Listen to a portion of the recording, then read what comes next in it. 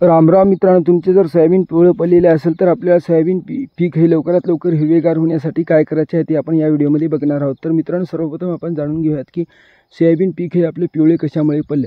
तर मित्रांनो, सर्वप्रथम म्हणजे सोयाबीन पिकास अन्नद्रव्य कमी पडल्यामुळे सोयाबीन ही पिवळे पडू शकते एकतर, नाहीतर आपले रान हे चुनखडीचे असल्यामुळे म्हणजेच पांढऱ्या मातीचे गावखरचे रान, त्याच्यामध्ये आपल्या सोयाबीन पिकाला हवे तेवढे अन्न मिळत नसल्यामुळे आपलं सोयाबीन पिवळं पडते। आणि एक दुसरं म्हणजे ज्या रानात आपलं पाणी साचून राहते त्यामुळे सोयाबीन पिकाची मुळी जसं काम करायला पाहिजे तसं करत नसल्यामुळे सोयाबीन पीक हे पिवळं पडते।